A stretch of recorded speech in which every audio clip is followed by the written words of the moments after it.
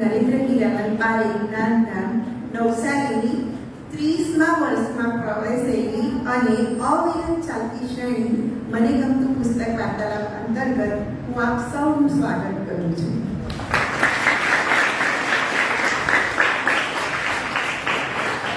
આજે બહુ બધા સ્પેશિયલ ડેઝ છે, એટલા સારા દિવસ છે અને આજના આપણા બધા વક્તા પણ બહુ સરસ બુક લઈને આવ્યા છે કે જે તમને સાંભળવાની ખૂબ જ મજા આવશે. તો આજનો આપણે ઇન્ટરનેશનલ ડે ઓફ મેથેમેટિક્સ તરીકે ઉજવવામાં આવે છે કે જેમાં યુનેસ્કો દ્વારા ગણિતના મહત્વ વિશે સમજાવવામાં આવે છે. અને આજનો બીજો એક દિવસ છે જે કાલે ગયો 13 માર્ચ વર્લ્ડ સ્લીપ ડે, ઊંઘવાનો દિવસ. મજા આવે ને આ સાંભળીને? ઊંઘવાનું બધાને બહુ ગમે ને, પણ પછી આપણે ક્યાં સૂઈએ છીએ? આપણે તો મોબાઈલમાં એટલો બધો ટાઈમ પાસ કરીએ છીએ કે રાતની ઊંઘ આપણી બગડે છે, રાઈટ? હા, તો તમને આ કાલના દિવસને એવી રીતે ઇન્ટરનેશનલ સ્લીપ ડે તરીકે એટલા માટે ઉજવવામાં આવે છે કે સારી ઊંઘ હોય તો જ આપણી શારીરિક અને માનસિક તંદુરસ્તી જળવાય. એટલે સ્પેશિયલ ડે એટલા માટે આપ્યો છું કે તમે સારી ઊંઘના મહત્વને સમજો. અને બીજો એક દિવસ છે મહાન વૈજ્ઞાનિક વિશે, તો લગભગ બધા છોકરાઓને ખબર જ હશે, બરાબર? શું કર્યું હતું એમણે? મને કોઈ કહેશે? કોઈને ખ્યાલ છે? હા, બોલ બેટા.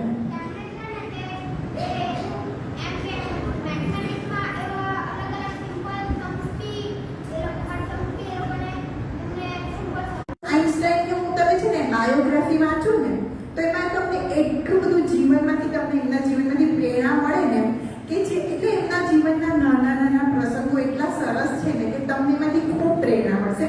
એક પ્રસંગ આજે હું કહેવાનું મન રોકી નથી શકતી. વન કાઇન્ડ ઓફ નાની સ્ટોરી છે. આલ્બર્ટ આઇન્સ્ટાઈન છે ને તે લેક્ચર લેવા બહુ જતા બધી યુનિવર્સિટી સ્કૂલમાં એમના સબ્જેક્ટને લઈને. તો એમની સાથે છે ને જ્યારે એ લેક્ચર લેવા જાય ને ત્યારે એમના એક ડ્રાઈવર કાયમ જાય, જે વર્ષો જૂના એમની સાથે ડ્રાઈવર. અને જ્યારે એમના લેક્ચર ચાલતા હોય ને તો એ ડ્રાઈવર પણ અટેન્ડ કરે એ બધા લેક્ચર. પછી બહુ ટાઈમ થઈ ગયો ને એટલે ડ્રાઈવર એકવાર એમને મજાકમાં કીધું કે હવે તો હું આમ તમારા લેક્ચર સાંભળીને એટલો બધો આમ હોશિયાર થઈ ગયો છું ને કે હવે તમારા લેક્ચર તો હું પણ લઈ શકું. એટલે આઇન્સ્ટાઈનને બહુ મજા આવી. તેમણે એવું કીધું કે આજે હું જ્યાં જાઉં છું ત્યાં મને કોઈ ઓળખતું નથી, તો તું લઈ લે મારી જગ્યાએ લેક્ચર અને હું બેસું. તો ડ્રાઈવરે એવું કીધું ઓકે, આપણે એવું કરીએ. એટલે એ લોકોએ એકબીજાના રોલ એક્સચેન્જ કરી દીધા. આલ્બર્ટ આઇન્સ્ટાઈન છે તે ડ્રાઈવર બની ગયા અને ડ્રાઈવરે લેક્ચરર બની ગયા. અને એમને સ્ટેજ પર જઈને બહુ સરસ લેક્ચર આપ્યો અને એટલો સરસ આપ્યો કે જેવી રીતના આપણા મહાન વૈજ્ઞાનિક આલ્બર્ટ આઇન્સ્ટાઈન પણ આપે. અને પોતે બી બહુ ઇમ્પ્રેસ થયા. પણ પછી તમારા જેવા હોશિયાર છોકરાઓ ત્યાં બહુ બધા હતા. એટલે એક છોકરાએ એક ક્વેશ્ચન કર્યો કે ભાઈ એટલે એટલો બધો અઘરો ક્વેશ્ચન કર્યો કે જેનો જવાબ તો ડ્રાઈવરને આવડતો નહીં હતો. હવે કરવું શું? એટલે એણે બહુ હોશિયારી આપી. એણે એવું કીધું કે આ તો બહુ ઇઝી ક્વેશ્ચન છે, આનો જવાબ તો મારો ડ્રાઈવર પણ આપી દેશે. એટલે આવી રીતના અને પછી આઇન્સ્ટાઈને એનો જવાબ આપ્યો. એમના જીવનના નાના પ્રસંગો તમે વાંચો, એમાંથી આપણને ખૂબ જ પ્રેરણા મળે છે. તો આજના આપણા વાર્તાલાપની શરૂઆત કરીએ. આજના આપણા પ્રથમ વક્તા છે આમીના બીબી મોહમ્મદ ઇલિયાસ શેખ, જે ધોરણ 8માં નગર પ્રાથમિક કન્યા શાળા નંબર 1માં ભણે છે. આપણને એ નાની વાલી પરીક્ષા પુસ્તક પર વાર્તાલાપ આપવાની છે, જેના લેખક ડૉક્ટર નિમિત ઓઝા છે. આમીનાને ગાવાનો ખૂબ જ શોખ છે અને તેને મોટા થઈને ડૉક્ટર બનવું છે. અને તેને વક્તૃત્વ સ્પર્ધામાં જિલ્લા કક્ષાએ સેકન્ડ પ્રાઇઝ મળ્યું છે. તો આપણે આમીનાનું સ્વાગત કરીએ.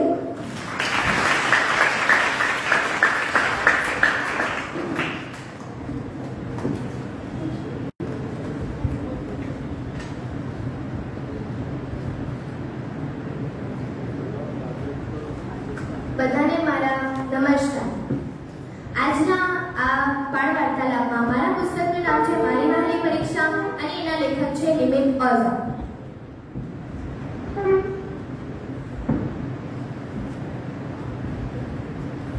ડૉક્ટર નિમિત ઓઝા એક વ્યવસાયી યુરોસર્જન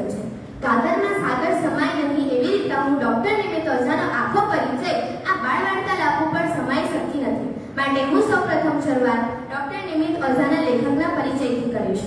ડોક્ટર નિમિત ઓઝા એક વ્યવસાયી યુરોસર્જન છે. એમનો વાળકાપનો વ્યવસાય છે. એઓમાં હજુ પણ શાળા સમાયેલી છે એવું કહેવામાં આવે છે, કારણ કે એમને વિદ્યાર્થી તરીકે રહેવાનું ખૂબ જ ગમે છે. એઓ જે છે તે વ્યવસાયિક યુરોસર્જન છે અને બધા જ શિક્ષકોના ફેવરેટ છે. એમના જે શિક્ષકો છે એ એમને ખૂબ જ ફેવરેટ માને છે, કારણ કે એમને પરીક્ષા સાથે ભણવાનો બહુ જ શોખ હતો. એમના શિક્ષકો જે છે તે એમના માટે સેલિબ્રિટી તરીકે ગણાય છે અને એમનો ઓટોગ્રાફ માત્ર એ દિલમાં જ લઈને ચાલે છે, નોટબુક કે માર્કશીટ પર જ નહીં. કોઈ પણ બાળકનું મૃત્યુ ડિહાઇડ્રેશનથી થવું જોઈએ નહીં, એટલે કે થોડી તાકેદારી રાખીએ તો આપણે ડિહાઇડ્રેશન ઓછું કરી શકીએ છીએ. લેખક શ્રી એવું માને છે કે કોઈ પણ બાળકનું મૃત્યુ પરીક્ષાના કારણે ન થવું જોઈએ.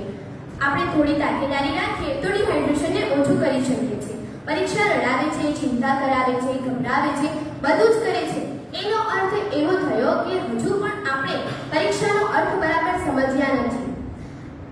જ્યારે લક્ષ્મીજી આપણા ઘરમાં ચાંદલો કરવા આવે છે ને, તો એ આપણી માર્કશીટ નથી તપાસતા. પરીક્ષા એટલે શું એ જાણવા કરતા પહેલા આપણે એ જાણીએ કે પરીક્ષા એટલે કે શું નહીં. પરીક્ષા એ વિદ્યાર્થીઓનું મૂલ્યાંકન છે.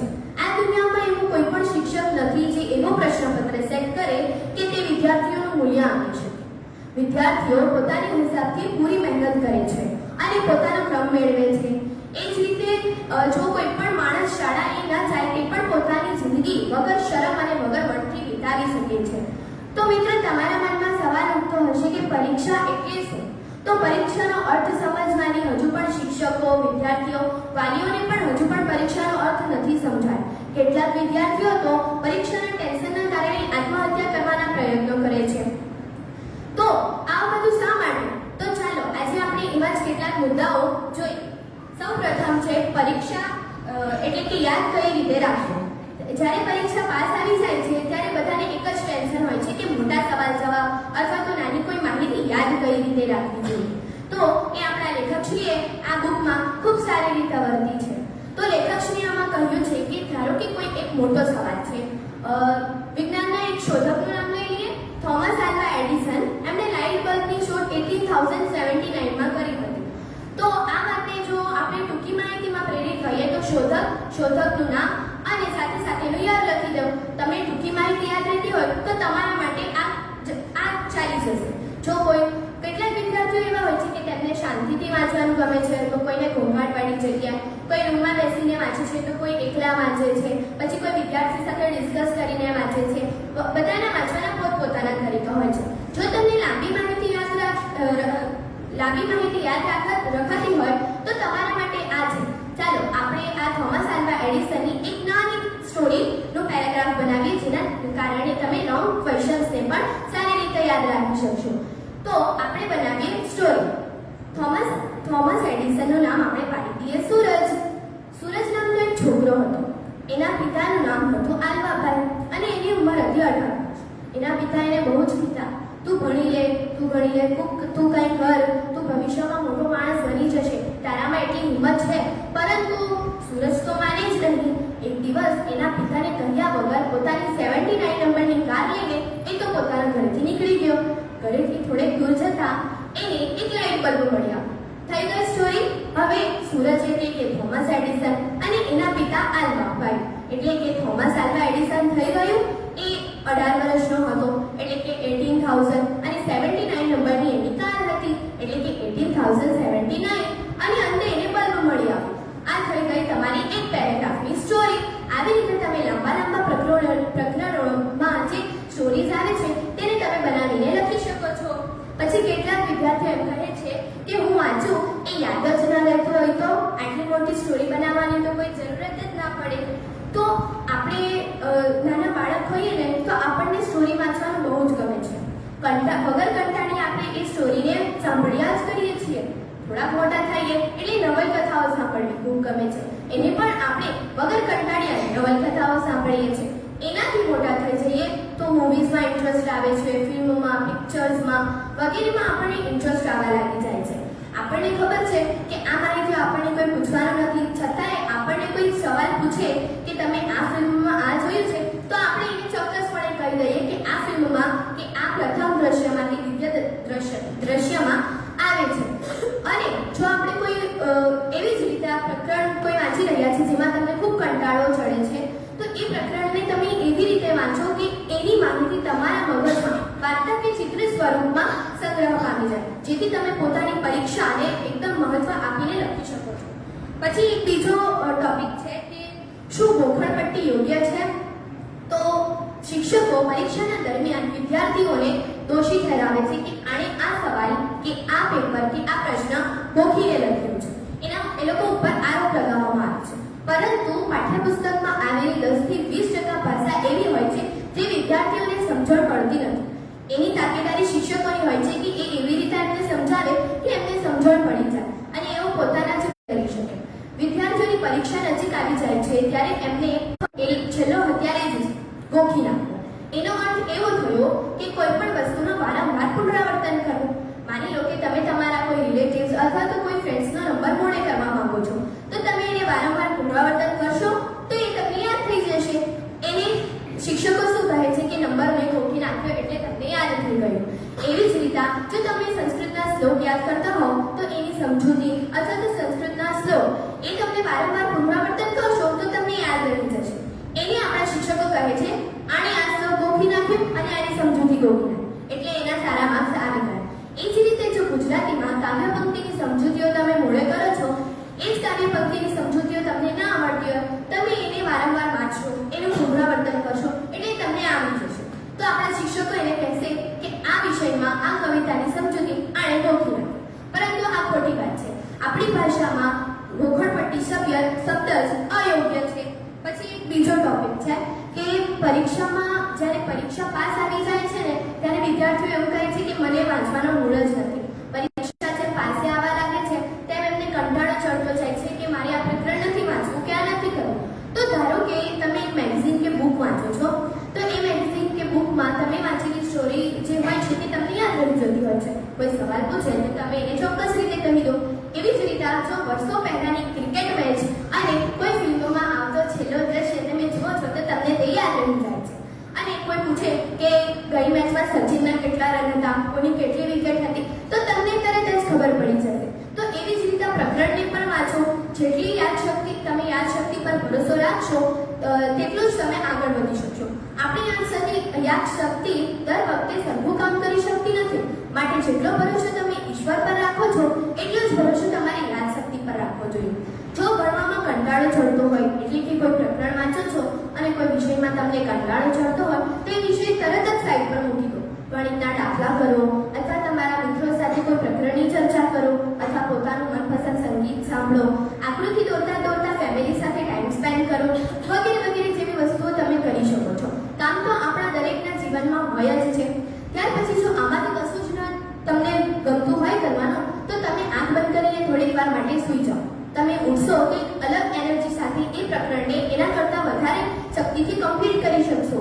એટલે કે તમારું મૂડ ફ્રેશ થશે તો તમને એમાં વાંચવામાં ઇન્ટરેસ્ટ આવી જશે.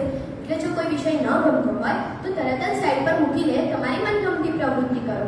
પછી આ પુસ્તકમાં ડૉક્ટર નિમિત્ત ઓઝાએ એક છેલ્લો પ્રસંગ આપ્યો છે કે હું એક વિદ્યાર્થી બોલું છું અને પરીક્ષા ખંડમાં જ્યારે તમે પરીક્ષા ખંડમાં જાઓ છો તો પરીક્ષાના આગલા દિવસે તમારે તમારો પરીક્ષા ખંડ જોઈ આવવો જોઈએ.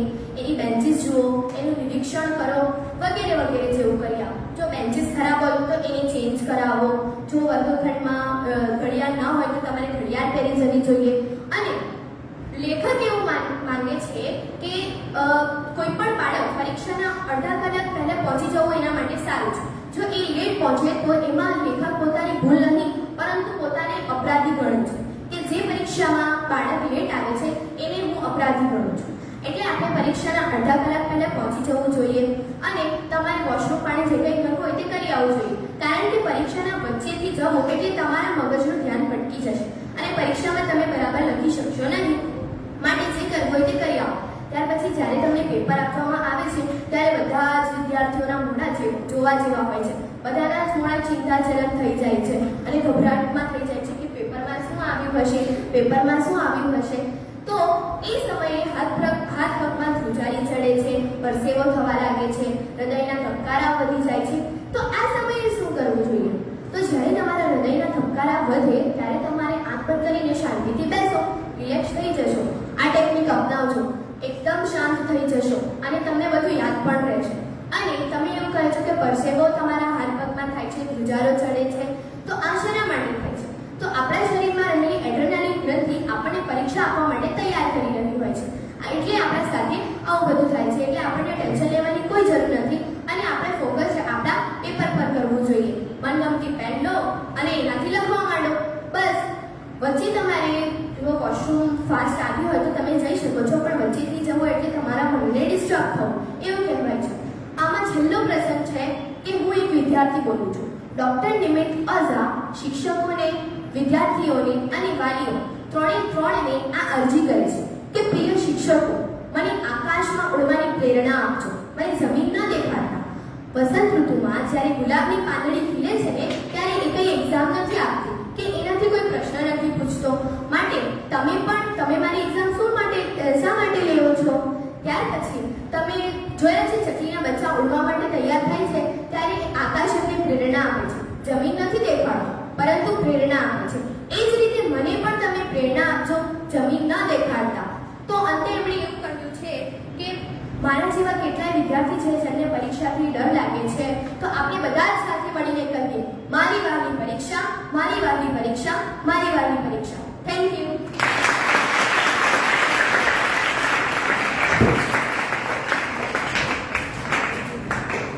ખૂબ સરસ આમેના. અત્યારે પરીક્ષા બધાની આવી જ રહી છે, તો હું આશા રાખું છું કે આ માહિતી તમને બધાને ખૂબ જ ઉપયોગી થશે. હવે આપણે આગળ વધીએ. આજના આપણા તૃતીય વક્તા છે કલ્પેશ કિશોરભાઈ માળી, જે ધોરણ 11માં મદ્રેસા હાઈસ્કૂલમાં અભ્યાસ કરે છે. તે આપણને નિકોલા ટેસ્લા બુક પર વાર્તાલાપ આપવાના છે, જેના લેખક યોગેન્દ્ર જાની છે. તેને ક્રિકેટ રમવાનો અને પુસ્તક વાંચવાનો ખૂબ જ શોખ છે અને તેને મોટા થઈને સાયકોલોજી અને ઇકોનોમીમાં પીએચડી કરવું છે. અને એની અચીવમેન્ટની વાત કરીએ તો એ પરીક્ષામાં હર વખતે એને ગોલ્ડ મેડલ મળે છે. તો આપણે કલ્પેશનું સ્વાગત કરીએ.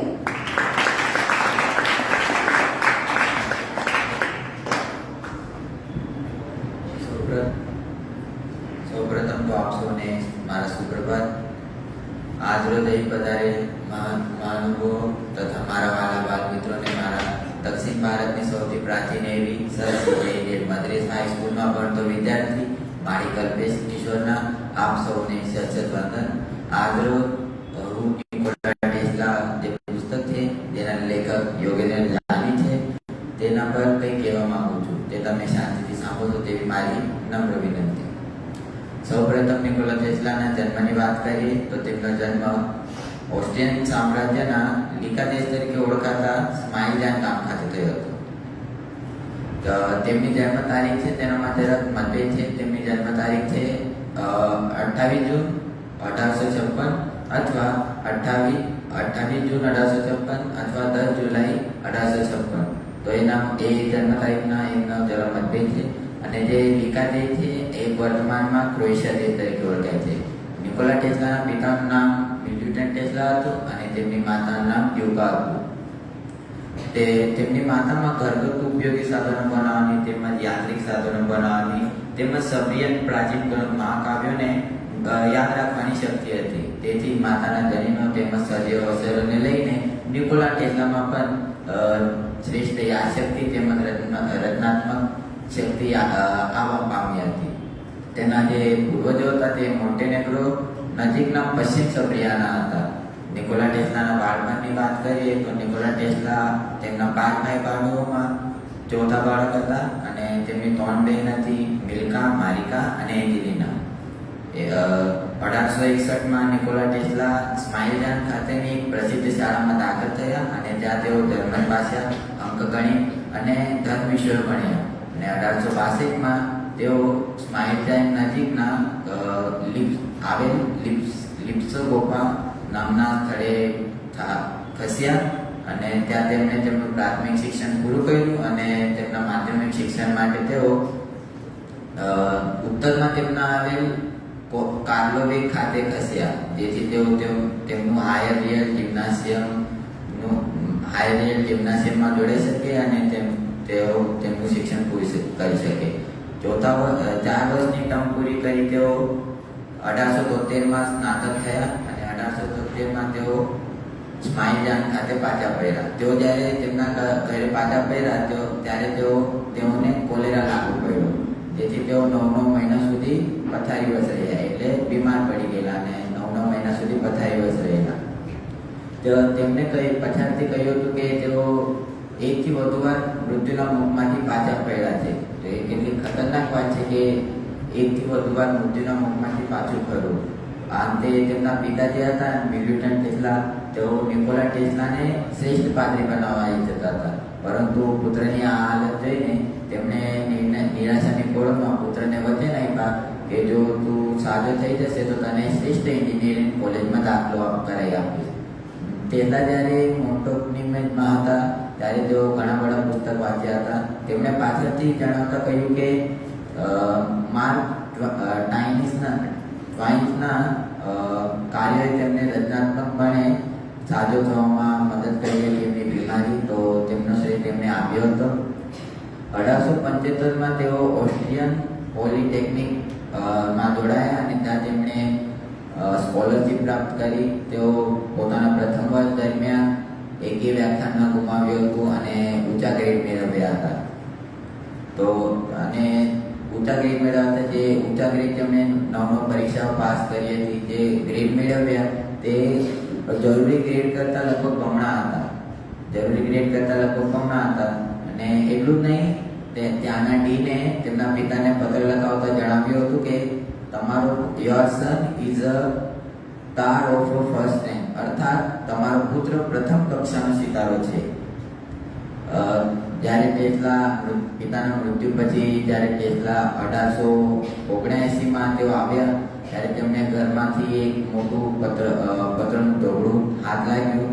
તો તેઓ પત્ર બધા તેમના પ્રાધ્યાપકોએ એમના પિતાને લખ્યા હતા અને એ પત્રમાં એક જ સૂર હતો, જે ચેતવણીનો સૂર હતો અને એ સર્વમાં લખ્યું હતું જો ટેસ્લાને આ સ્કૂલથી દૂર નહીં કરવામાં આવે તો સખત પડતા મહેનતથી તે મરી જશે. કારણ કે તમને જણાવી દઉં કે ટેસ્લાએ કહ્યું હતું કે તેઓ સવારે 3 વાગ્યાથી લઈને રાતના 11 વાગ્યા સુધી કામ કરતા. તો એ બહુ ઘણું અઘરું છે. એટલે એમના પ્રોફેસરોએ એમના પિતાને પત્ર લખાવતા જણાવ્યું હતું. અત્યારે પુસ્તકના આધારે તમને આ નિકોલા ટેસ્લાની વાત કરું તો તેઓ એક ઇલેક્ટ્રિકલ એન્જિનિયર હતા. તેમને અલ્ટરનેટિવ કરંટ, જેને એસી કહેવામાં આવે છે, જે આપણા રૂમમાં લાઇટો ચાલતા છે, પંખા, તે એસી કરંટના આધારે ચાલતા છે, જેનું વીજળીનું પ્રસારણ તથા વહેંચણી વૈશ્વિકપણે શક્ય બન્યું છે. ટેસ્લાએ ગ્રાસ પોલિટેકનિક ખાતે પદાર્થ વિજ્ઞાન તથા ગણિત ભણ્યા હતા અને તેઓ બુડાપેસ્ટ હંગરી હતા ત્યારે તેઓ ફિલોસોફી વિષય પસંદ કર્યો હતો. તેઓ ફ્રાન્સ અને જર્મની પણ જઈ આવ્યા હતા. સન 1888માં તેઓએ ચુંબકીય ક્ષેત્રને ફરતું કરી શકાય તેવી શોધ કરી હતી. તે અને બહારની વ્યવસ્થાએ એસી ઇન્ડક્શન મોટરની શોધ શક્ય બનાવી હતી. આનો એક મહત્વનો ફાયદો એ છે કે મોટરનું કાર્ય બ્રશ વગર પણ થઈ શકતું હતું, જે તે સમયમાં અશક્ય મનાતું હતું.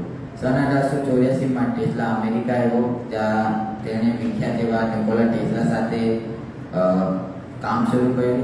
બંને બહુ ઝડપી એકબીજાના હરીફ બની ગયા, કારણ કે જે એડિસન હતા, થોમસ આલ્વા એડિસન, તેઓ નીચી એવા ડીસી વીજ પ્રવાહ પ્રસારણ પદ્ધતિ તરફેણ કરતો હતો. આ સમયે ટેસ્લા એસી વીજ ઉત્પાદક, એટલે કે આપણે જેને જનરેટર કહીએ છીએ, તેની ડિઝાઇનની રચના ગોઠવતો હતો અને જે જનરેટરો પછી નાગરા ધોધ, એટલે એક સ્થળ કે શહેરનું નામ છે, ત્યાં ખાતે ગોઠવ્યા હતા.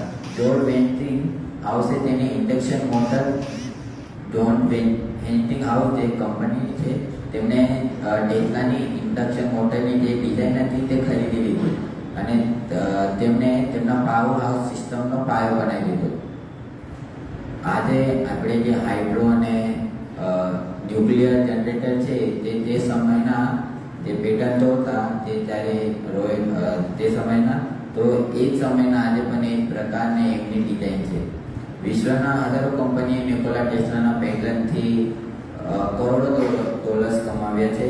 ને જ્યારે ખુદ નિકોલા ટેસ્લા નિર્દય છોડી દીધો હતો, કેમ કે તેઓ આટલા મોટા સાયન્ટિસ્ટ હતા તો પણ તેમને સમાજમાં જે સ્થાન મળતું જોઈતું હતું એ નહીં મળ્યું હતું. અંતે છેક 1952માં તેમના જે સંપત્તિ હતી એમના વારસાદાર સાવા કોસેનોવિકને આપવામાં આવી. તેમાં તેમના 50 વર્ષ દરમિયાનના જેટલા પણ પ્રોજેક્ટ હતા કે તેમનું સંશોધન કાર્ય હતું એ સમગ્ર આપવામાં આવ્યું, પરંતુ કાળા કાગળ સાથે તેમના પર કાળા ધબ્બા ચિતરીને આપવામાં આવ્યા હતા. આજે આપણે જે કંઈ પણ સ્પર્શીએ છીએ અથવા આપણે જે કંઈ પણ યુઝ કરીએ છીએ એનામાં નિકોલા ટેસ્લાની પેટન્ટો તેમજ તેમની શોધનો બહુ મોટો ફાળો છે. તમને ઉદાહરણ તરીકે કહું તો lighting, radio, speaker, washing machine, speedometer કહીએ જે ગાડીમાં સ્પીડોમીટર આવે, પછી રડાર સિસ્ટમ જે આપણા, અને રેડિયો ગાઇડેડ મિસાઇલથી કાર હુમલો કરવો તે વગેરે શોધો નિકોલા ટેસ્લાએ કરી હતી.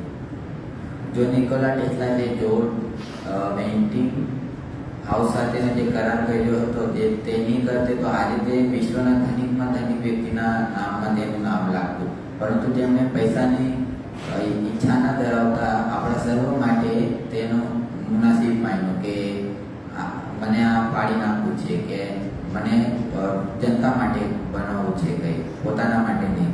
પછી ટેસ્લાએ હાઈ વોલ્ટેજ ઇલેક્ટ્રિસિટી અને વાયરલેસ સંદેશવ્યવહાર પર પણ નોંધપાત્ર સંશોધન કર્યું હતું. આ તબક્કે તેમણે એક ધરતી કંપની રચના કરી હતી. તેઓ ન્યુયોર્કની તેમની પ્રયોગશાળા હતી, ત્યાં તેમણે ધરતીકંપનો પ્રયોગ કર્યો તો તે મેદાન ઘણા દૂર મેદાનો સુધી તરતા હતા કે તેમણે ધરતીકંપનો પ્રયોગ કર્યો ને. પછી નિકોલા ટેસ્લા વિદ્યુત યુગનો જાણીતા નાયક હીરો હતો, પરંતુ તેમને જે સમાજમાં સ્થાન મળતું જોઈતું હતું તે નહીં મળ્યું. આપણે જે આજે યુઝ કરતા છે auto ignition, telephone, alternative current જેને એસી કહેવાય, રેડિયો વગેરે આપણે કરી શકીએ ન હતું એમના વગર. આભાર.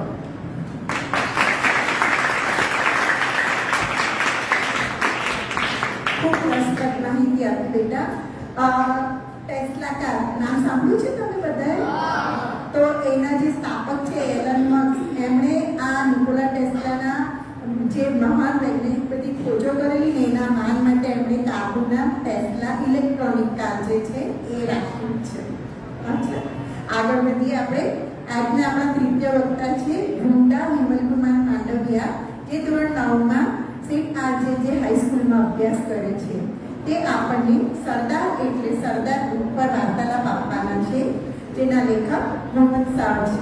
તેને સ્કેટિંગ કરવાનો ખૂબ જ શોખ છે અને મોટા થઈને તેને વૈજ્ઞાનિક બન્યું છે. તેને કલા મહાકુંભમાં 3 વાર સિંગિંગના પ્રાઇઝ મળ્યું છે. આવું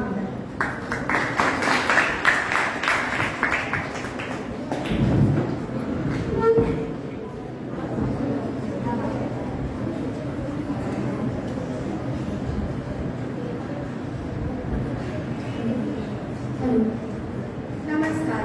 અત્રે ઉપસ્થિત પરમ શક્તિ સયાજી વર્ગો લાઇબ્રેરીના સભ્યશ્રીઓ, વિવિધ શાળામાંથી આવેલ ગુરુજનો અને અન્ય શ્રોતાગણો તથા મારા વાલા બાળ મિત્રો, આજે હું તમને મેં વાંચેલ પુસ્તકોમાંથી એક પુસ્તક જેનું નામ છે સરદાર એટલે સરદાર, જેના લેખક છે ગુણવંત શાહ, તથા આ પુસ્તકના કુલ 188 પાના છે, જે હું આજે તમારી સમક્ષ પુસ્તકની સમીક્ષા રજૂ કરું છું, જે આપ સૌ શાંતિથી સાંભળશો એવી મારી અભ્યર્થના.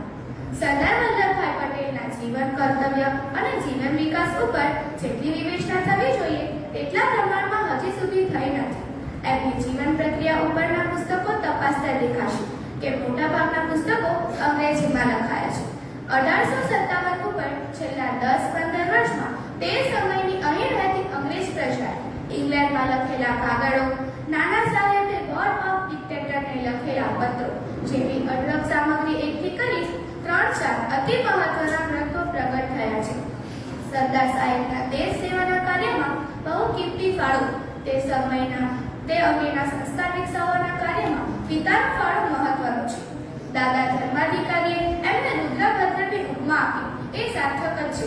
આ તો ફક્ત સરદાર સાહેબના નામ સાથે જરા લોખંડી શબ્દનો ઉપયોગ કરનારાઓ કઈ હદ સુધી દુરુપયોગ કર્યો છે તે બતાવતા પૂરતી જ આ ટકોર કરું છું. ફરીથી પૂર્ણરૂપી વહોરીને કહું તો સરદાર સાહેબ દાદા ધર્માધિકારીના શબ્દોમાં રુદ્રભદ્ર પુરુષ હતા. રુદ્ર લડ્યા ત્યારે આંખમાંથી રજત સરી અગ્નિ નહીં એવા ભદ્ર પુરુષ સરદારના સુકોમળ હૃદયનો અનુભવ બહુ ઓછાને થાય છે, કારણ કે એવો કાર્યરત જ રહ્યા. સરદાર સાહેબનું એક વિસ્તૃત જીવન ચરિત્ર ડોક્ટર ગુણવંતભાઈ લખે કે લખાડાય એવી નમ્ર સૂચના સાથે એમના આ સત્યમ, શિવમ અને સુંદરમ એવા 3 પંખાળ પ્રવચનને આવકારીએ છીએ. દેશના ભાગલા થયા અને સ્વરાજ્ય મળ્યું તે અંગેના ગાળામાં ગાંધીજી અને સરદાર વચ્ચે જે વિચારભેદ જોવા મળ્યું છે તેની કેમિસ્ટ્રી સમજાવવા જેવી છે. ઇતિહાસને આકાર આપનારા સરદાર લક્ષ્મણ, ભરત, હનુમાન કે વિભીષણ વગરના રામાવતારની કલ્પના કરી જુઓ. યુધિષ્ઠિર, બલરામ, અર્જુન કે ભીમ વગરના શ્રી કૃષ્ણની કલ્પના કરી જુઓ. ક્યારેક થાય છે કે પંડિત નહેરુ, સરદાર પટેલ, રાજાજી આચાર્ય કૃપાણાની કે મહાદેવ દેસાઈ જેવા અનેક સાથીઓ વગર મહાત્મા ગાંધી જામત ખરા?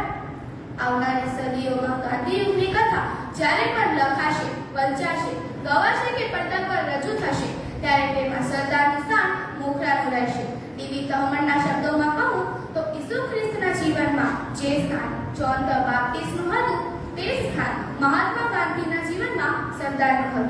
આ દેશની વ્યાપક લોકચેતના ઢંઢોળીને સરદારે ભારતના લક્ષ્યને આકારવાનો ભવ્ય પુરુષાર્થ કર્યો. સરદારને હું ઇતિહાસમાં ઘડવાયા હોઉં છું તે આ અર્થમાં બારડોલીના સત્યાગ્રહને સર્જનારા સરદાર. વિશાળ સામાજિક ફલક પર ગાંધીજીના સત્યાગ્રહને સફળતાપૂર્વક પ્રયોજી શકાય છે તે વાતની પ્રતિનિધિ બારડોલીની લડતે કરાવી અને દેશ તથા દુનિયામાં બારડોલીનું નામ ગાજતું થયું. આ લડતમાં વલ્લભભાઈનું સરદારપણું જ નહીં એમનું સૈનિકપણું પર પ્રગટ થયું. લડતની વિગતોમાં ન જતા તે સમયે દેશને સરદારની ભાળ મળી રહી.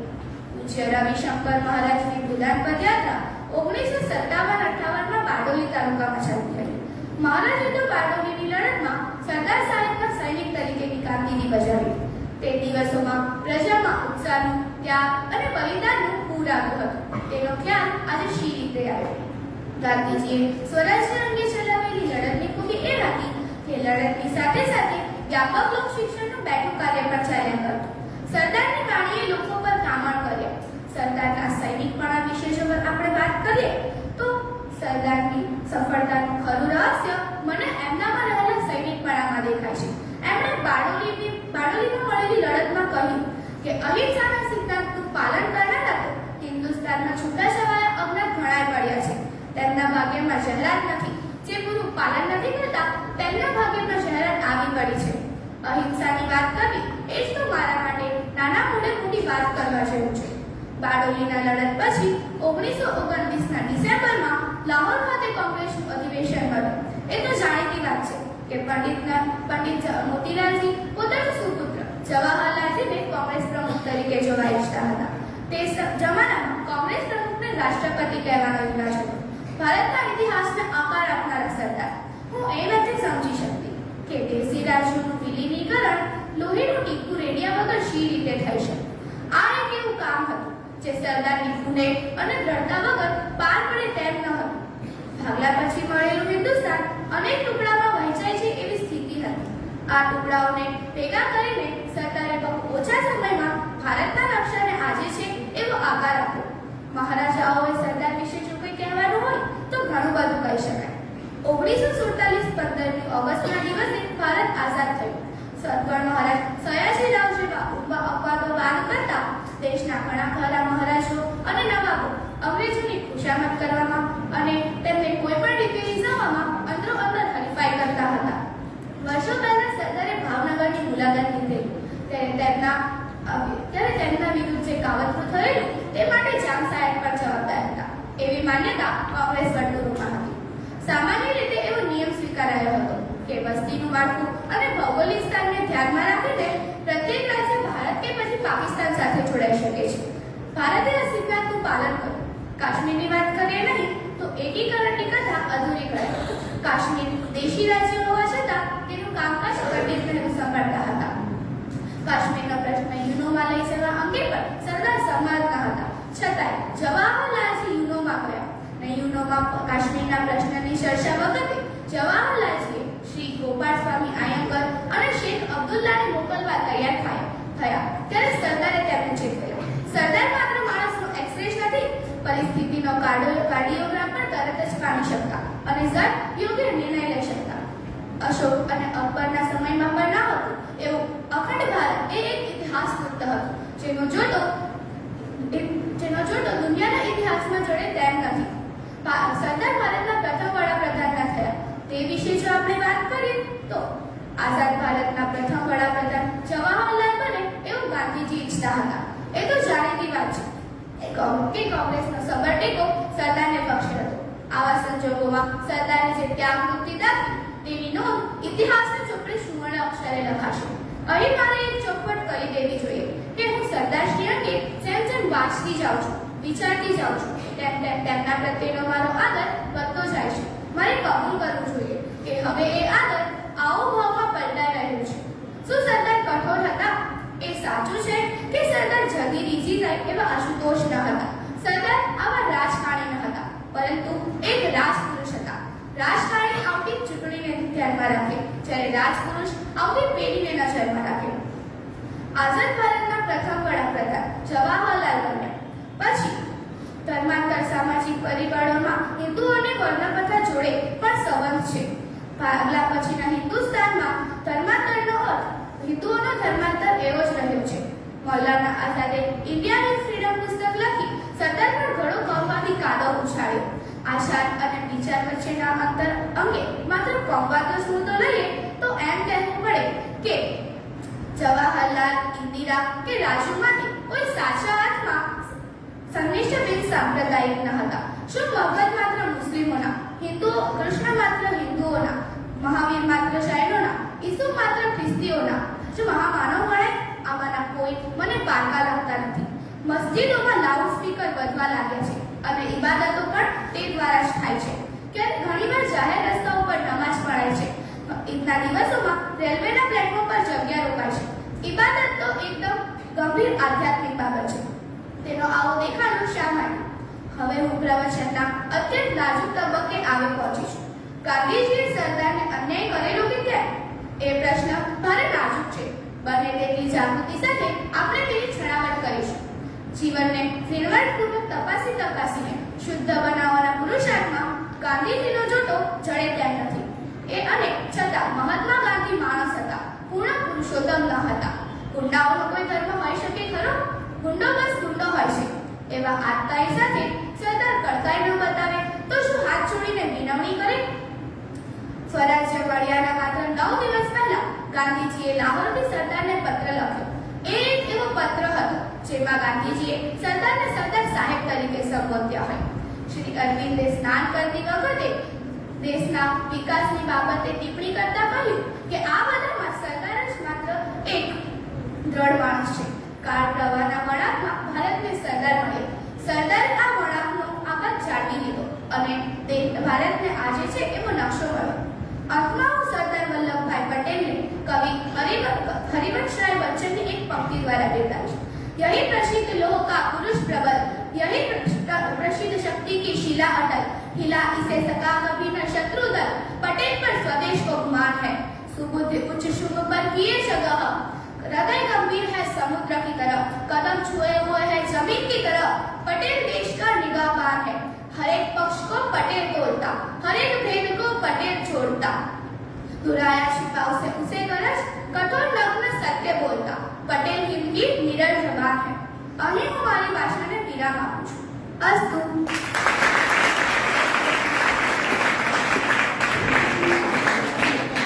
ખૂબ સરસ બેટા. અને આ બાબતે આપણે તમને ખબર છે બારડોલી ત્યાં હર વર્ષે છે ને સરદાર ગોષ્ઠી કરીને એક પ્રોગ્રામ થાય છે. ખૂબ જ સરસ પ્રોગ્રામ હોય છે. અલગ અલગ વક્તા અલગ અલગ ટોપિક પર તમારી સાથે ખૂબ જ સુંદર વાત કરે છે અને મોસ્ટલી શનિ રવિમાં હોય છે. જવા જેવો પ્રોગ્રામ છે. મોસ્ટલી ઓગસ્ટ મહિનામાં હોય છે. તો જેનાથી પોસિબલ હોય એ જો બહુ જ સરસ પ્રોગ્રામ હોય છે અને પેમ્પલેટમાં પણ એવું આવે છે એટલે તમને એની ડેટ્સ ને બધું ખબર પડશે. હવે આગળ વધીએ. આજના આપણા ચોથા વક્તા છે ઋતજ દીપનભાઈ પટેલ. તે ધોરણ 6માં ઓઈડી સ્કૂલમાં અભ્યાસ કરે છે. તે આપણને હીરાનો ખજાનો પુસ્તક પર વાર્તાલાપ આપવાના છે, જેના લેખક ડૉક્ટર આઈ.કે. વીજળીવાળા છે. તેને ફૂટબોલ, કબડ્ડી, ખોખો રમવું ખૂબ જ ગમે છે. તેને મોટા થઈને વૈજ્ઞાનિક બન્યું છે અને તેને બાળ પ્રતિભા એકપાત્રીય અભિનયમાં 3 વાર વિજેતા બનેલા છે. ઉપરાંત તેને ભજન સ્પર્ધા, શ્લોક સ્પર્ધામાં ઇનામ પ્રાપ્ત કરેલ છે. તો આપણે ઋતજનું સ્વાગત કરીએ.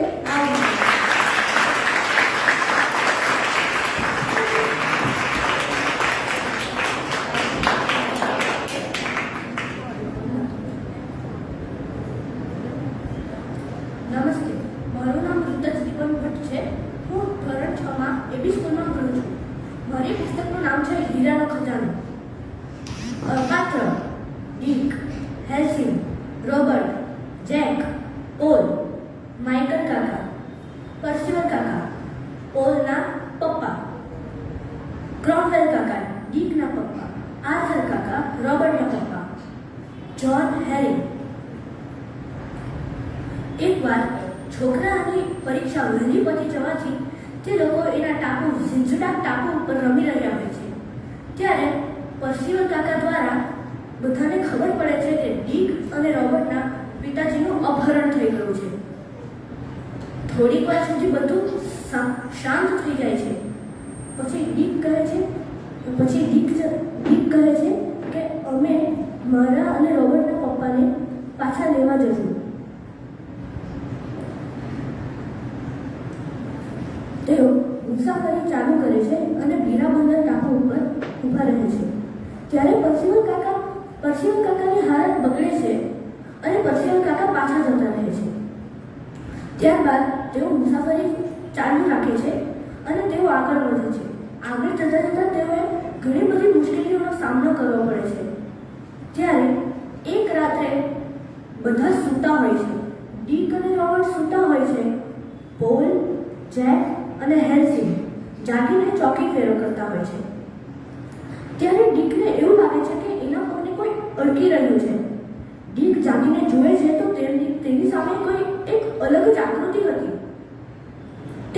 એ આકૃતિ બહુ જોરથી બૂમ પાડે છે અને આજુબાજુની ઝાડીઓમાંથી એવી જ દેખાતી અનેક આકૃતિઓ બહાર આવે છે અને એ લોકોને ઘેરીને પકડી લે છે. ત્યારે ડીકની સામે રોબોટ હોય છે અને એ બંનેને પાછળથી આદિમાનવને પકડી લીધા હોય છે. ડીક રોબર્ટને કહે છે કે રોબર્ટ, તારી નીચે જે રાઇફલ છે તે મને લાત મારીને આપ, એવું ઈશારાથી સમજાવીને કહે છે. રોબર્ટ એના પાછળના આદિમાનવને લાત મારે છે અને પેલી રાઇફલને લાત મારીને ડીકને આપે છે. ડીક પણ એના પાછળના આદિમાનવને લાત મારે છે અને આદિમાનવ 2 મિનિટ માટે પાછળ જાય છે અને ડીક રાઇફલ ઉપાડવા જાય છે. ત્યારે પેલો આદિમાનવ પાછળ એને પકડી લે છે અને જોરથી ઉચકીને નીચે જમીન ઉપર ફેંકી દે છે. તેથી તેને બહુ દુખે છે.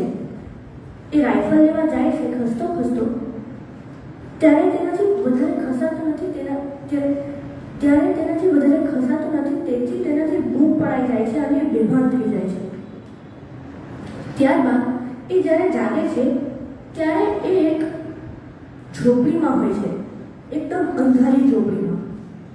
એના 2-3 દિવસ પછી એક આદિમાનવ આવે છે અને એના હાથમાં બંધાયેલા હાથમાં પાછળ એક રાઇફલ આપી જાય છે. અને એ જ દિવસે એ અંધારી ઝૂંપડીમાં એક માણસનો હાથ અંદર આવે છે કાણામાંથી અને ડીક ઊંધો જઈને એ વસ્તુને પકડે છે. અને એ વસ્તુને પકડે છે તો એ બીજું કંઈ નહીં, એક 6 ફૂટનું ઊંચું ચપ્પુ હોય છે અને તેના ઉપર એક ચિઠ્ઠી હોય છે જેમાં લખેલું હોય છે, ગભરાતો નહીં, માઇકલ. ડીક વિચારમાં પડી જાય છે કે આ માઇકલ કોણ છે, મારી મદદ શું કામ કરે છે. હું તો આને ઓળખતો પણ નથી, આ તો મારો મિત્ર પણ નથી. થોડીક વાર પછી એ ઝૂંપડીમાં બે આદિમાનવ આવે છે. એક બહાર મશાલ પકડીને ઊભો રહેલો હોય છે અને બીજો જે એને રાઇફલ આપી ગયો હોય છે તે એના હાથ એકદમ ઢીલા બાંધી દે છે, કચવીને નથી બાંધતો. ડીક વિચારે છે કે આ છે કોણ અને મારી આ મદદ શું કામ કરે છે? આજ તો મને પકડી ગયો છે. પછી ડીકને એ આદિમાનવ એક થાંભલા ઉપર બાંધવા લઈ જાય છે અને બીજો આદિમાનવ જે હોય છે તે જોરથી બૂમ પાડે છે. એની ભાષામાં, એ લોકોની ભાષા હોય છે ઝુલુ. એ લોકોની ભાષામાં બોલે છે 4 4 4 4. થોડીક વાર રહીને પછી એ બોલે છે 5 5 5 5. ડીક આ સાંભળીને ખુશ થઈ જાય છે કારણ કે એ લોકો ડીકને ગણીને કુલ 5 હતા અને એના બીજા મિત્રોને પણ પકડી લીધા હતા, એ 4 હતા. બધાને એ લોકો એક થાંભલાથી બાંધી દે છે અને પછી એ લોકોની રાણી આવે છે બહાર. એની સામે એક આદિમાનવ આવીને કહે છે કે આ લોકો જે છે, અને એ લોકોની રાણી બધાને કહે છે કે આ લોકોને આપણે મારી નાખવા જોઈએ. ત્યારે બધાના તીર એ લોકોના તરફ જાય છે અને જેવો ફેંકવાના હોય છે ત્યારે ડીક એની પાછળની દોરી કાઢીને પાછળની રાઇફલ ઉંચકીને એ જે રાણીની સામેનો આદિમાનવ હોય છે તેની તરફ ગન તાકે છે અને રિવોલ્વર આગ કરે છે. ત્યાં સુધીમાં ધમ દઈને ધડાકો થાય છે અને એ આદિમાનવ જમીન ઉપર ઢળી પડે છે. પણ ડીક વિચારમાં પડી જાય છે કારણ કે એને ગોળી હજી સુધી છોડી પણ ન હતી. તો પછી આદિમાનવ જમીન ઉપર પડ્યો કઈ રીતે અને લોહી કઈ રીતે વહ્યું? પછી એના મગજમાં થયું કે કદાચ માઇકલ આને માર્યો હશે. ત્યારબાદ બધા એ લોકોને મહાન માનીને એ લોકોને ઝૂંપડી રહેવા આપે છે. એ ઝૂંપડીમાં એ લોકો રહે છે. પોલ સૂઈ જાય છે અને બાકી બધા જાગીને રમત રમતા હોય છે. ત્યારે દરવાજા ઉપર ઠક ઠક અવાજ આવે છે. ડીક દરવાજો ખોલે છે તો એક માણસ ખૂબ ઊંચો 52 વર્ષનો હશે. તે જાદુગર જેવી ટોપી પહેરીને અંદર આવે છે. ડીક પૂછે છે કે તમે કોણ છો? એ કહે છે માઇકલ. માઇકલ ખૂબ લાંબા અને એ લોકોથી મોટા હોવાથી બધા માઇકલ કાકા કહે છે. ત્યારબાદ તેઓ માઇકલ કાકા સહિત આગળ વધે છે. તેઓની સાથે બે આદિમાનવ પણ હોય છે જે માઇકલ કાકાના મિત્ર હોય છે. એકનું નામ હોય છે માતાજી અને બીજાનું નામ હોય છે અભિલા. એ લોકો બીજા ટાપુ ઉપર રહેવા જાય છે. માતાજી અને અભિલા ખાવાનું બનાવતા હોય છે. જેક, હેલ્સિંગ અને પોલ એ લોકોની સાથે હોય છે. ડીક, રોબર્ટ અને પછી માઇકલ કાકા એ ટાપુ પર ફરતા હોય છે. ત્યારે એઓને એક આગ બોટ મળે છે. તેઓ આ બોટની આગળ શું જોયું ખબર છે? એ લોકોએ આ બોટની આગળ 5 મળતાઓ જોયા અને એમની સામે થોડા ખવાયેલા ફળો જોયા. એ લોકોને થયું કે આ લોકોનું મૃત્યુ કઈ રીતે થયું હશે. પછી એ લોકો એ વાતને વેઢે મૂકીને આ બોટની ચકાસણી કરે છે અને અંદર કંઈ મળતું નથી. એ લોકોને લાગે છે કે આ લોકો આ બોટમાં આવ્યા હશે અને નીચે આરામ કરવા ઊભા રહ્યા હશે. ત્યારે એ લોકોનું મૃત્યુ થયું હશે. ડીક, રોબર્ટ અને માઇકલ કાકા બધાને બોલાવે છે અને બધાને કહે છે કે આ બોટની અંદર કંઈ નથી, આપણે આ બોટને લઈ લેવી જોઈએ.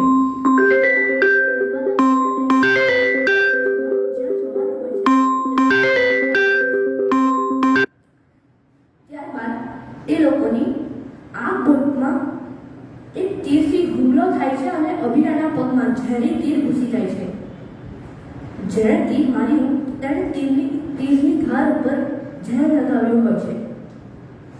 તેથી અભિરાની તબિયત ખૂબ બગડી જાય છે. એને ઘણો તાવ હોય છે. બધા એના માથા ઉપર પાણીના પોતા, એના ઘા ઉપર દારૂના પોતા મૂકે છે જેથી એને જલ્દી સારું થઈ જાય. પછી રાત પડી જવાથી બધા સૂઈ જાય છે અને બીજા દિવસે બધા સવારે ઉઠીને જુએ છે તો અમીરાનો તાવ ઘટવાના બદલે વધારે વધી ગયો હતો અને અમીરા કહેતો હતો, ના ના, મને ન મારો. એવું એટલું કહીને અમીરા બેભાન થઈ ગયો. ત્યારબાદ બધા પાછું એવું જ કરે છે. એના માથા ઉપર પાણીના પોતા અને એના ઘા ઉપર દારૂના પોતા. પછી એ લોકો ખાવાનું ખાવા જાય છે ઉપર અને પાછા નીચે આવે છે તો અમીરા એ લોકો એની પથારી ઉપર હતો જ નહીં. બધા વિચારમાં પડી જાય છે કે અમીરા ક્યાં પાણીમાં તો નહીં કૂદી ગયો છે ને. પછી બધા અમીરાને શોધવા માટે એ લોકો જ્યાં જતા હતા તે ટાપુ ઉપર જાય છે. ત્યાં જતા એક ઝૂંપડીમાંથી એક આદિમાનવ બહાર આવે છે અને બધા જોરથી બૂમ પાડે છે, અમીરા! અમીરા દોડતો એ બધાની પાસે આવે છે અને બધા અમીરાને વારા ભેટવા લાગે છે અને અમીરા એની ભાષામાં કહે છે કે મને જેણે બચાવ્યું તેને હું હમણાં બોલાવીને લાવું. અમીરા અંદર જાય છે અને એ માણસને બોલાવીને આવે છે. માઇકલ કાકા એ માણસને ઓળખતા હોય છે, તેથી માઇકલ કાકા બોલે છે, અબાના. અને પછી અમીરાને માઇકલ કાકા અને બધા પાસે મૂકીને પાછો એના ઘરે જતો રહે છે. પછી બધા એ લોકોની સફરને ચાલુ રાખે છે અને એ લોકો હીરાના પર્વત પાસે જવાનું ચાલુ કરે છે. ત્યાં એક માણસ જ્હોન હેરિંગને સંબોધીને કંઈ વાત કરતો હોય તેવું એ લોકોને સંભળાય છે. હવે આ જ્હોન હેરિંગ છે કોણ? જ્હોન હેરિંગને ખબર પડ્યા પછી ડીક અને રોબર્ટના પપ્પાનો પત્તો લાગશે અને સૌથી મહત્વનું, હીરાનો ખજાનો હાથ લાગશે. આ બધી વાત જાણવા તમે જો કોઈ પણ બુક સ્ટોરમાં જાઓ તો આ હીરાનો ખજાનો પુસ્તક લઈને વાંચજો. હવે હું આ ચોપડીમાંથી મને ગમતી થોડીક વાતો તમને કહેવા માંગીશ. પહેલી, આ નાના બાળકો 14 વર્ષના હોવા છતાં ઘણી બધી મુશ્કેલીઓનો સામનો કરીને પોતાના પપ્પાને લેવા જાય છે. અને હવે હું થોડીક વાત આ ચોપડીના લેખક ડૉક્ટર આઈ.કે. વીરીવાળા વિશે કંઈક કહેવા માંગીશ. ડૉક્ટર આઈ.કે. વીરીવાળા ભાવનગરના પ્રખ્યાત બાળ ડૉક્ટર છે. તેઓએ આના જેવી 2 ચોપડી લખી છે. એક ચોપડીનું નામ છે સાથીદારોની શોધમાં અને બીજી ચોપડીનું નામ છે લોર્ડ ટોમની ગુફાઓમાં. Thank you.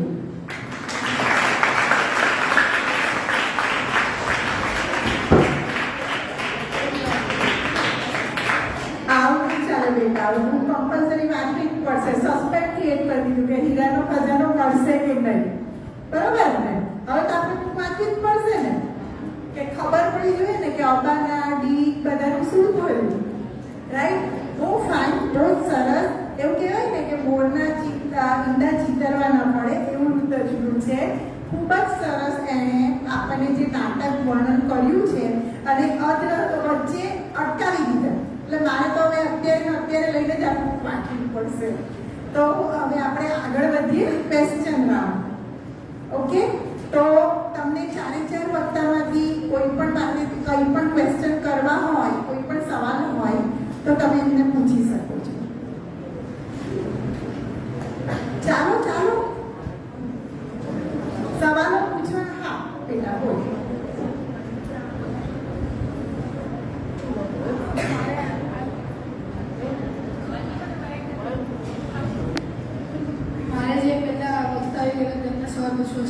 તેમણે પહેલાં કીધું કે પરીક્ષા ખંડમાં જઈએ ત્યારે આપણને પરસેવો થાય, આત્મધ્રુજારી થાય ત્યારે આપણી રેટિનાલે ગ્રંથિ આપણને તૈયાર કરતી, પણ તે કેવી રીતના તૈયાર કરતી હોય?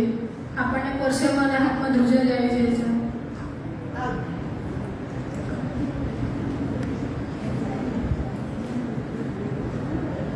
એડ્રેનાલિન ગ્રંથિ હોય છે તે આપણા શરીરને સંકેત આપે છે. આપણે કોઈ પણ વસ્તુ માટે તૈયાર થઈએ છીએ તો એ આપણને સંકેત આપતી હોય છે, જેના અસરો આપણા હાથ પગ પર પડે છે. ધારો કે હાથ પર પરસેવો થવો, પગ પર પરસેવો થવો અને ધ્રુજારી જવું.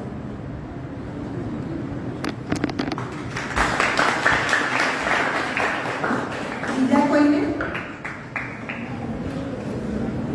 અરે મારી પાસે તો સવાલો દાખલો કરો, પણ તમે પૂછો કેટલા બધા ક્વેશ્ચન છે.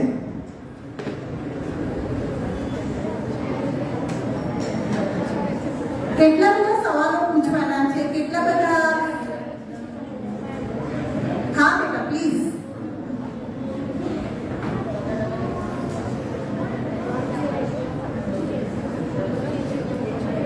મારો સવાલ ગીતાનો છે. તમે સરદાર વલ્લભભાઈ પટેલ વિશે કહ્યું, બરાબર? તો મારે જાણવું છે કે સરદાર વલ્લભભાઈ પટેલને લોખંડી પુરુષ શું કામ કહીએ છીએ?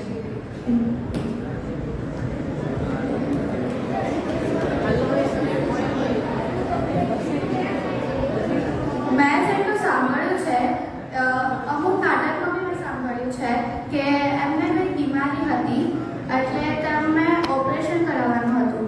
તો તેમને ઓપરેશન કરતી વખતે ડૉક્ટરને કહ્યું કે ઓપરેશન કરવાનું હોય પરંતુ એમને બેભાન કરવા જરૂરી છે. તો એમણે ડૉક્ટરને કીધું કે મને બેભાન નહીં કરશો, તમે મારું એમના જીવતો જાગતા તમે મારું ઓપરેશન કરો. તમને ઓપરેશન કરો, તમે કંઈ જીવ નથી કરી, તમને કંઈ દુઃખ નથી થયું, એટલા માટે એમને લોખંડી પુરુષ કહેવામાં આવે છે. એટલે ઓપરેશન કરતી વખતે જનરલી આપણને બેહોશ કરવા માટે એનેસ્થેસિયા વાપરીએ છીએ, રાઈટ? તો એમણે ના પાડી કે મને એનેસ્થેસિયા નહીં આપો, હું બધું સહન કરી લઈશ. અને એ બહુ અઘરી સર્જરી હોય છે કે જેમાં ખૂબ પીડા થાય ને ખૂબ મુશ્કેલી, ખૂબ દુખાવો થાય. તો એમણે એ એનેસ્થેસિયા લેવાની ના પાડી, એટલા માટે એમને લોખંડી પુરુષ કહેવામાં આવે છે. Next please. હા બેટા.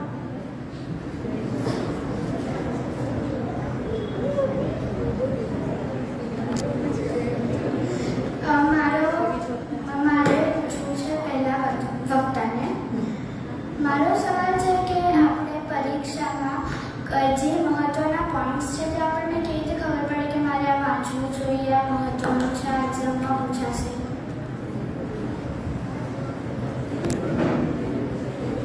તમને જો ખબર હોય કે તમારા આઈએમપી પ્રશ્ન અથવા તો પ્રકરણમાં જે આઈએમપી ક્વેશ્ચન છે, અમુક સ્કૂલમાં ટીચર્સ માળખું આપે છે, એ માળખા પ્રમાણે બાળકો તૈયાર કરે છે. જો તમને ખબર ના પડતી હોય તો પ્રકરણ 3 થી 5 વખત વાંચવું જોઈએ અને તેમાં તમને જે મેન લાગે છે એને પોઈન્ટ્સ બનાવીને તમારે યાદ કરવા જોઈએ.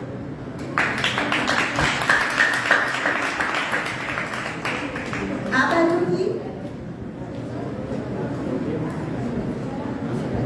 હવે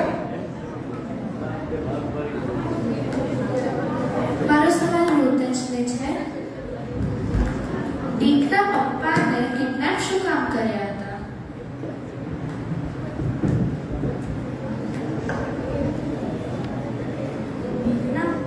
ડીમના પપ્પાને રોબર્ટના પપ્પાને હીરાના ખજાના વિશે બધું ખબર હતી, પણ એ લોકો હીરાના ખજાના વિશે વાત કરતા હતા ત્યારે એ લોકોને એ નહીં ખબર હતી કે એને સાંભળનાર હજી એક વ્યક્તિ છે, અને એ જે સાંભળનાર વ્યક્તિ છે તે જ્યોર્જ હેરિંગ છે. અને જ્યોર્જ હેરિંગને મગજમાં થયું કે આ લોકોને આ રસ્તો ખબર છે, હીરાના ખજાનાનો રસ્તો ખબર છે, તો હું આ લોકોને ઉપાડી લઉં અને આ લોકો મને રસ્તો કહી દેશે, એટલે હીરાનો ખજાનો મારો થઈ જશે. એટલે ડીક અને રોબર્ટના પપ્પાને ઉપાડી લઈ ગયો હતો જ્યોર્જ હેરિંગ.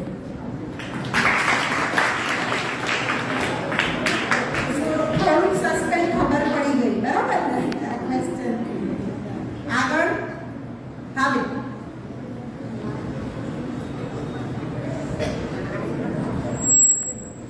મને સવાલ આપી દીધી. મને પરીક્ષામાં વાંચું છું પણ મને કંઈ યાદ નથી રહેતું, તે માટે શું કરવું જોઈએ? તે માટે તમે પ્રકરણને વારંવાર રીડ કરો, એનાથી જે તમને સમજણ નથી પડતા એના નીચે અંડરલાઈન કરો ને પછી શિક્ષક પાસેથી એ શીખો. અને જો આખો પ્રકરણ ન સમજણ પડતી હોય તો મિત્રો અને શિક્ષક પાસેથી શીખો, અથવા તો આપણે જે થોમસ આલ્વા એડિસન વાળી સ્ટોરી બનાવી હતી એ રીતે પેરેગ્રાફ બનાવીને પણ તમે આખું પ્રકરણ કમ્પ્લીટ કરી શકો છો. ચાલો આગળ. હા બેટા.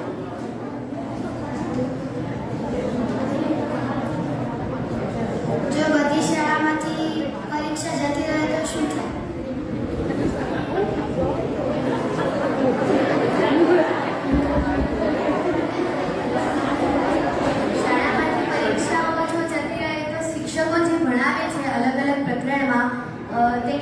કોણ આપે અને ખબર કેવી રીતે પડે કે કોઈ વિદ્યાર્થી કેટલો હોશિયાર છે અને કોણ કેટલો નબળો છે?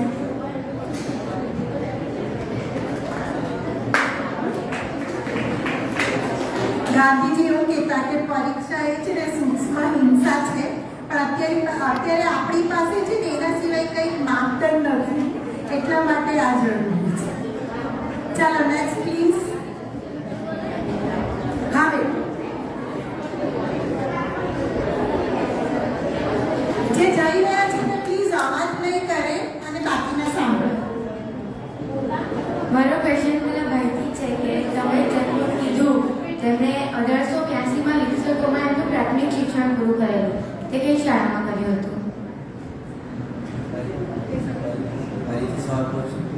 તમે જે એનું કીધું નિકોલા ટેસ્લા. હા, તેમણે એમનું પ્રાથમિક શિક્ષણ 1862માં લિપ્સકોમાં પૂરું કર્યું, તે કઈ શાળામાં કર્યું હતું? તેઓ પછી 1862માં એને સ્માઇલ જાન એમનું ગામ હતું ને, તે ત્યાંની પ્રસિદ્ધ શાળા છે, તેનો ઉલ્લેખ ચોપડીમાં નથી થયેલો. ત્યાંની પ્રસિદ્ધ શાળા છે, ત્યાં ખાલી એવું કહેવામાં આવતું હતું અને ત્યાં ધાર્મિક ગ્રંથો કાં તો જર્મન ભાષામાં ત્યાંના વર્ગો ચાલતા. તેઓ ત્યાં જર્મન ભાષા શીખ્યા, અંકગણિત શીખ્યા અને ત્યાંના ધર્મ વિશે શીખ્યા. બાકી ત્યાં સ્માઇલ જાન ખાતે તેનો જન્મ થયો હતો, ત્યાંની પ્રસિદ્ધ શાળામાં તેઓ દાખલ થયા, પરંતુ તેનો શાળાનો ઉલ્લેખ નથી.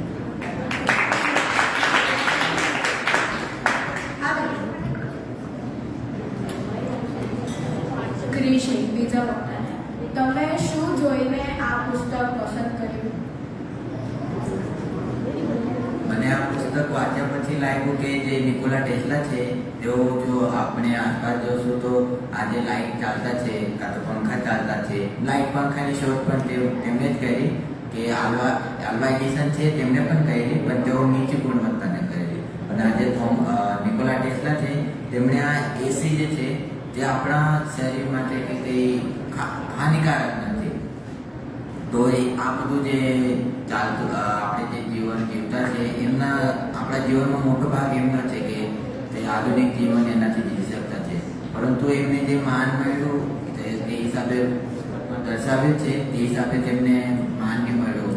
તો એ એમને માન આપવું જોઈએ ને માન આપવું જોઈએ. એ હિસાબે ભાઈઓને તમારા સુધી એ પહોંચાડવાનો પ્રયત્ન કર્યો કે તમે આવા કાર્યક્રમો દ્વારા બીજા છોકરાઓને પણ પ્રેરિત કરો આ પુસ્તકો વાંચવાની, તેમને તેમનું સ્થાન મળી શકે. કેમ કે તેઓએ આપણા માટે જે બિલ્ડિંગ હાઉસ સાથેની જે રોયલ એક અંગેની જે કરાર કર્યો હતો તે ફાડી નાખ્યો હતો.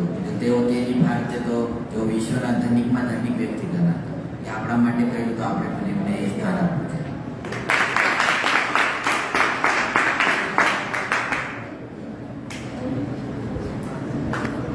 મારો પ્રશ્ન પણ બીજા વ્યક્તિને છે. તેમણે સૌપ્રથમ એમ કહ્યું કે નિકોલા ટેસ્લાનો જન્મ નિકા નામના દેશમાંથી, એટલે આજના ક્રોએશિયા તરીકે ઓળખાય છે. પરંતુ અત્યારે પહેલા પ્રશ્ન મુજબ તેમણે કીધું કે જે તેમનું પ્રાથમિક શિક્ષણ હતું તે સ્કૂલમાં જર્મની ભાષામાં શીખવવામાં હતું, પણ ક્રોએશિયા દેશ તો જર્મનીથી અલગ જ છે, તો જર્મન ભાષા કેવી રીતના? ક્રોએશિયા જે છે અત્યારે અલગ છે, પરંતુ તે સમયમાં જે બધી સત્તાઓ હતી, બીજા સામ્રાજ્ય, જેમ કે ભારત હતું. ભારત અત્યારે જે તમે જશો જાવા, સુમેત્રા, ઇન્ડોનેશિયા સાઈડ જશો તો ત્યાં ભારતના અવશેષો મળે. તો અને ભારત છે તો એક જાણકારી આપું તમને મહત્વપૂર્ણ, ભારતથી 5000 કિલોમીટર દૂર એક ટાપુ જેવો એક દેશ છે. ત્યાં સમગ્ર હિન્દી એટલે આપણે જે સાંસ્કૃતિક જે આપણે સંસ્કૃતિ અપનાવી સેમ ટુ સેમ ભારત એટલે બીજું ભારત છે ત્યાં. તો તમારો કહેવાનો મતલબ છે પહેલા ભારત સાથે જોડાયેલું હતું? નહીં, એમ ભારત નહીં. મેં તમને ઉદાહરણ આપ્યું છે કે જે ભારત બીજા વિસ્તાર પર જઈને તેમ રાજ કર્યું ટૂંકમાં, તો તેવી રીતે જર્મન લોકોએ ત્યાં જઈને કર્યું હશે ને ત્યાંના જવહરનું જન્મ નથી.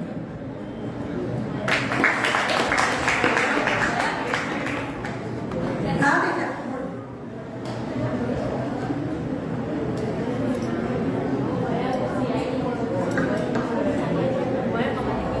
જ્યારે આપણે નાપાસ થઈએ છીએ ત્યારે મમ્મી પપ્પા ખીચવાય છે, તો તેમને કેવી રીતે સમજાવવું?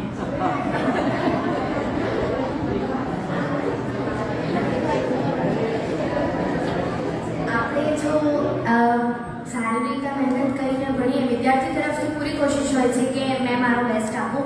તો જો આપણે આપણો બેસ્ટ આપી શકીએ ત્યાં સુધી આપવો જોઈએ. અને જો મહેનત ના થાય તો આવતી વખતે એ ધ્યાન રાખવું કે જે વિષયમાં આપણને તકલીફો પડે છે એ વિષયમાં આપણે આપણું બેસ્ટ આપી શકીએ. તો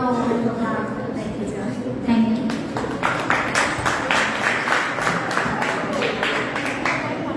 હા, મારો પ્રશ્ન પણ પહેલા કરતા જ છે. પરીક્ષાના બહુ બધા ક્વેશ્ચન આવી રહ્યા છે, બરોબર ને? તમને આ પુસ્તક વાંચ્યા પછી કેવું લાગ્યું?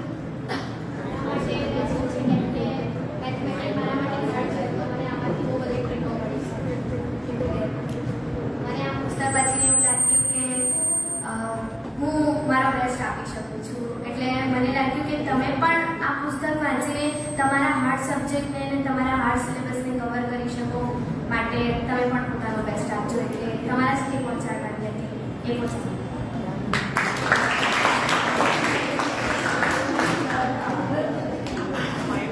એટલે ટૂંકમાં એવું છે કે ભાઈ પુસ્તક વાંચશો તો કોન્ફિડન્સ લેવલ ઓટોમેટિકલી આવી જશે. એટલે બધા પુસ્તક વાંચજો. હા, લાસ્ટ ક્વેશ્ચન. હા, મારા પ્રશ્ન ત્રીજો વ્યક્તિ છે. સૌપ્રથમ તેમને પ્રશ્ન પૂછ્યો કે સરદાર પટેલને લોખંડી પુરુષ શા માટે કહેવાય? તો તેમણે જે રીતના કીધું માત્ર તે બીજી માહિતી છે તે બી એક સ્ટોરી મુજબ જ છે મેં કહેવું છે. તેમને તે વખતે બગલમાં કંઈ ફોડો થઈ ગયો હતો પહેલાં. તો ત્યાંના વેદ હતા તેમાં પાઈ ગયેલા. તો તેમને કીધેલું કે આ ફોડો કરવા માટે તમને ઘણું બધું દવાઈ બધું કરવું પડે. પણ સરદાર પટેલે એમ કીધું વેદને કે હું આ જાતે પહેલાં ફોડાનું કે ઇલાજ કરાવી આવીશ. તો તેઓ લુવારભાઈ જઈને ગયા અને ડાયરેક્ટ ફોડા પર ટાંકું કર્યું હતું. તેથી તે ફોડો મટી ગયેલો. તો તે બીમારી સારી થઈ ગયેલી. તો તેથી ત્યારે બધા લોકોને લોખંડી પુરુષના નામે ઓળખાતા હતા. તો તેવી મારી સ્ટોરી છે. તો મેં જાણકારી આપી.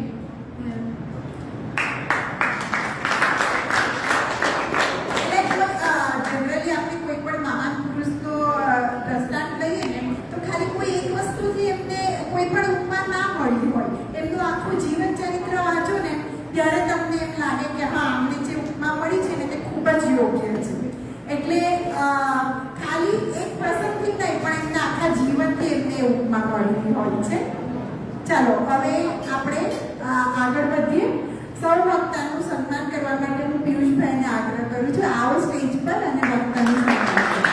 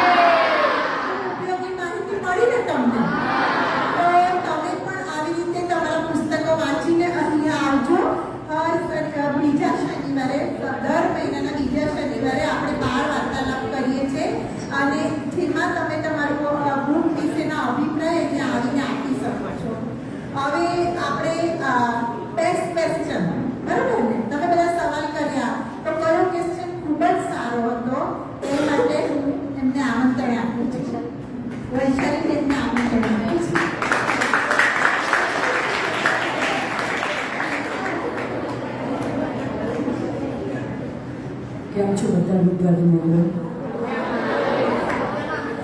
સરસ બધાએ વક્તવ્ય સરસ રજૂ કર્યું. ગમ્યું. પરીક્ષા વિશે મને જરાક વધારે ઇન્ટરેસ્ટ. બાળકોને ભણાવવું, એની સાથે જોડાવવું એ મને વધારે ગમે. બરાબર છે. મારા બાળકોને અહીંયા છે જીવન કાયમ સ્કૂલમાં પણ ભણવા માટે આગળ વધારે રાખવું. બરાબર છે? દરેકના વક્તવ્ય સરસ, આત્મવિશ્વાસ બહુ ખૂબ સરસ. બરાબર છે? ખૂબ સરસ આત્મવિશ્વાસ હશે તો મારી પાસે નથી. હું આજે પહેલી વાર અહીંયા બોલું છું, સ્કૂલમાં કહું છું તો નથી બોલતી. બરાબર છે? સરસ વક્તવ્ય રજૂ, દરેકના પ્રશ્નો પણ રજૂઆત સારી. બરાબર છે? અને જેટલા પ્રશ્નો કરશો તેટલા તમારા મનમાં વિચારો આવશે. વિચારો જેમ આવશે તેમ તમારા પરીક્ષામાં પણ તમે વિચારોથી તમે લખી શકશો. બરાબર છે? અહીંયા ઘણા બધા વિદ્યાર્થીઓ છે. સરસ આજે ઘણી વાર આવું છું મેં અહીંયા, પણ દર વખતે બહુ સવાલ પ્રશ્નો ઊભા થતા ન હોય, પણ આજે તો ઘણા બધાને મને એમ થાય કે શું ચાલુ રાખે તો કદાચ વધુ થશે એમ. બરાબર છે? પ્રશ્નો ક્યારે ઉભા થાય? જ્યારે આપણે સાંભળ્યું હોય તો જ, ધ્યાનથી સાંભળે તો જ પ્રશ્નો ઊભા થાય. આ ક્લાસમાં પણ તમે જ્યારે ટીચરો ભણાવતા હોય અને તેને ધ્યાનથી સાંભળો તો જ તમને એમાંથી પ્રશ્નોના જવાબ મળે. એટલે પરીક્ષામાં લખવામાં પણ તમને સરળતા તમે લખી શકો. જો તમે સાંભળ્યું જ ન હોય તો તમે સરળતાથી તમે લખી શકો નહીં. બરાબર છે? પુસ્તક વાંચવું એ પણ જરૂરી છે. આપણે મોબાઈલ લઈને બેસીએ તો મોબાઈલમાં કશું જ નથી મળતું.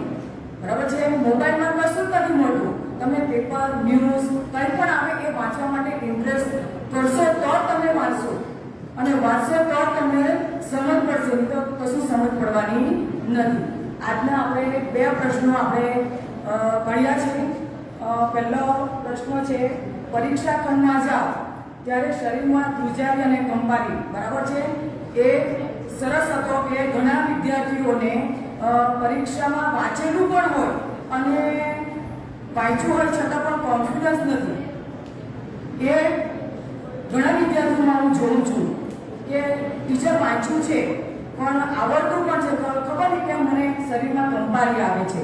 એમાં તમારો આત્મવિશ્વાસ ડગી જાય છે. બરાબર છે? તમે વાંચ્યું છે, તમને બધાને ખબર છે, પણ તમારો આત્મવિશ્વાસને એક શક્તિ બનાવો કે જેથી આપણે ડગી ન જઈએ. બરાબર છે? એ ક્વેશ્ચન આમીના માટે હતો. અને બીજો છે, સરદાર વલ્લભભાઈને લોખંડી પુરુષ શા માટે કહેવામાં આવે છે? એમાં પણ સરદાર વલ્લભભાઈ એમણે કહ્યું અત્યારે છેલ્લે કે એમણે છેલ્લે એક બીજો પોઈન્ટ લીધો કે સરદાર વલ્લભભાઈને એક વગરમાં એમણે કહ્યું કે ગુંડું થયું પણ એને કાંક બોલાઈ કહેવાય. બરાબર છે? એ કાંક બોલાઈ થઈ હતી. અને જ્યારે સરદાર વલ્લભભાઈને ડૉક્ટર પાસે લઈ જવામાં આવે છે પણ કહે છે કે કાપ મૂકવો પડશે, પણ પેલો જોયો ને કે આ તો નાનું કુમળું બાળક, એને કેવી રીતે આપણે કાન બોલાઈ કાઢી શકીએ. બરાબર છે? તો સરદાર વલ્લભભાઈએ જે ડૉક્ટર પાસેથી લઈને એમણે જાતે જ દમ મૂકી દીધો. બરાબર ને? એટલે તમે વિચારો કે એનામાં કેટલું એમ મનોબળ કેવું હશે કે એને નાનું હતું, એ 6 વર્ષના કેવા કંઈ હતા ત્યારે જ એમને કાંક બલાઈ થઈ. બરાબર ને? અને એને જાતે જ કાંક બલાઈ ઉપર એમણે દમ મૂકેલો અને એ પોતાનામાં એટલી એ શક્તિ કેટલી હતી. બરાબર છે? ડાક્ટર હલી ગયા પણ જાતે પોતે 6 વર્ષના હતા પણ ન હલેલા. બરાબર છે? એટલે મને 2 સવાલ સરસ લાગ્યા. એમાં જીવનમાંથી શીખવા જેવું પણ છે. આપણે અત્યારે કંઈક જરા બોલવા માટે કહીએ તો આપણે ડગી જઈએ છીએ. બરાબર છે? કંઈ કરવા કહીએ તો આપણે ટીચરો કહેવું પડે છે કે ચાલ તું કોણ આવશે આગળ, તો બધા જોશે, પણ ટીચરે કહેવું પડે કે ચાલો તારે બોલવાનું છે ત્યારે ઊભા થાવ. બરાબર છે? એટલે આત્મવિશ્વાસ એ જરૂરી છે. Okay, thank you.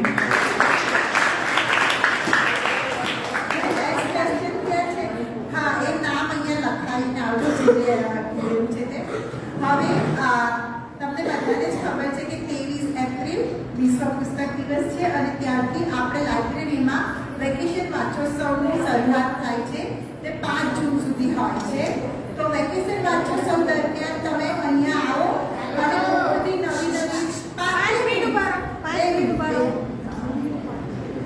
વેકેશન વાંચોત્સવ દરમિયાન છે ને અહીંયા બહુ બધા અલગ અલગ વક્તા આવે છે અને બહુ બધા વર્કશોપ ચાલે છે, જેમાં તમને ખૂબ જ સરસ બધું શીખવાડવામાં આવે છે. ફોર એક્ઝામ્પલ, ગયા વર્ષે આપણે ઇકો ફ્રેન્ડલી ગણપતિનું વર્કશોપ હતું, પછી વેસ્ટમાંથી બેસ્ટ હતું, પછી જીવન મૂલ્યો હતા. તો આવા વર્કશોપ અહીંયા 23 તારીખથી શરૂ થઈને 5 જૂન સુધી તમારા વેકેશનનો સદુપયોગ થાય